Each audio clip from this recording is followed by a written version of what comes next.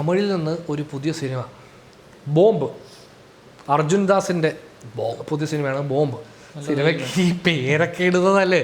നമ്മളിവിടെ ബോംബ് എന്നുള്ള പദം യൂസ് ചെയ്യുന്നുള്ളൂ. നമ്മളിവിടെ ബോംബ് എന്ന് ഉദ്ദേശിക്കുന്നതിന് വേറൊരു അർത്ഥം കൂടെ നമ്മൾ കൊടുക്കുന്നുണ്ട്. പക്ഷേ ശരിക്കും അവിടെയും ഇതുണ്ട്, കൊളോക്കിയലി അവരും ഇത് ഉപയോഗിക്കുന്നുണ്ട്. ഞാൻ കേട്ടില്ല അവിടെ എന്തോ കോമൺ ആയിട്ട് യൂസ് ചെയ്യുന്നത് ബോംബെന്ന് പറയാറുണ്ട്. അല്ല അല്ല അല്ല അല്ല അതിൻ്റെ നമ്മുടെ വേറൊരു മീനിങ് പറയുമല്ലോ, ബോംബ് പടം എന്ന് നമ്മൾ പറയുന്ന പോലെ ബോംബെന്ന് കേട്ടിട്ടില്ല അധികം. ഈ സിനിമ പറ്റി പറയുമ്പോൾ ആൾക്കാരല്ലേ എവിടെ പോയി ഒരു ബോംബോടെ കാണാൻ പോകുന്നവർ. സിനിമ എങ്ങനെയുണ്ട്? സിനിമ ബോംബ് ഐറ്റം, സിനിമ തകർത്തു ബോംബ് കഥ. അതല്ല, ഇത് ബോംബ്, വെറും ബോംബ്.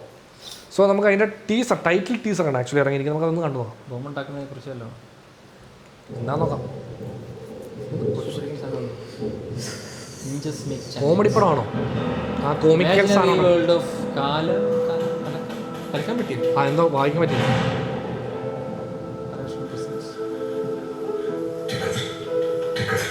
സീരീസ് ഇവിടെ ആണല്ലോ.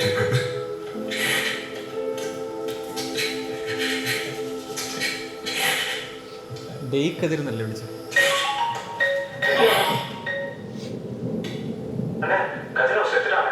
என்னடா சொல்ற?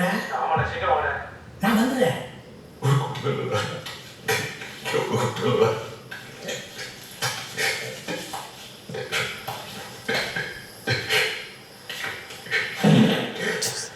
ഇതാണ് ബോംബ്, അതാണ് ബോംബ്. ചില നേരങ്ങളിൽ ചില മനിതர்கள் ആ പടത്തിൻ്റെ ഡയറക്ടറാണ്.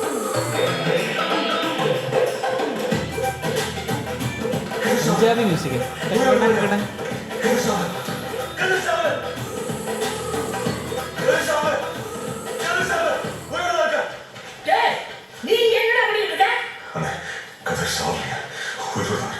என்னடா உளற?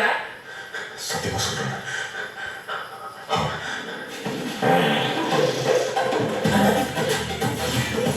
അതാണ് ബോംബ്.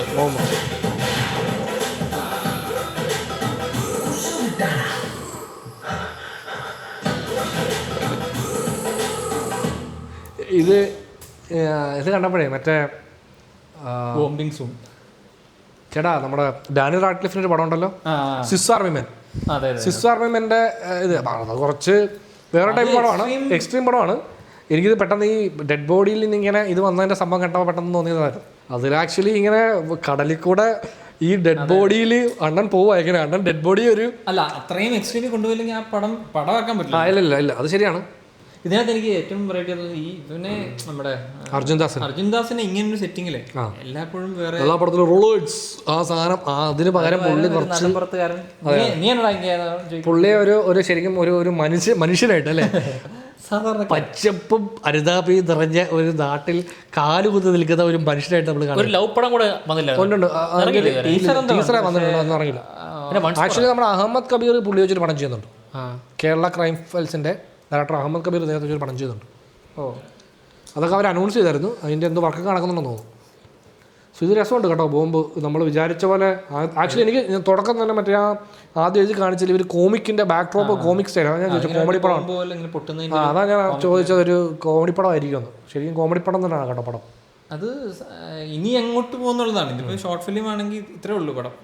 പക്ഷേ ഇനി എന്താണ് എന്നുള്ളതാണ്. അത് ഇത് ആക്ച്വലി പെരുസ് എന്ന് പറഞ്ഞൊരു സിനിമ ഇറങ്ങിയത് ഇതേപോലെ സിനിമയിൽ പ്രമേസ്. അത് അന്ന് ചേട്ടൻ പറഞ്ഞ പോലെ ആ ഒരു എലമെന്റ് കഴിഞ്ഞാൽ പിന്നീട് ആ സിനിമയ്ക്ക് അധികം മൂവ്മെന്റ് ഇല്ല.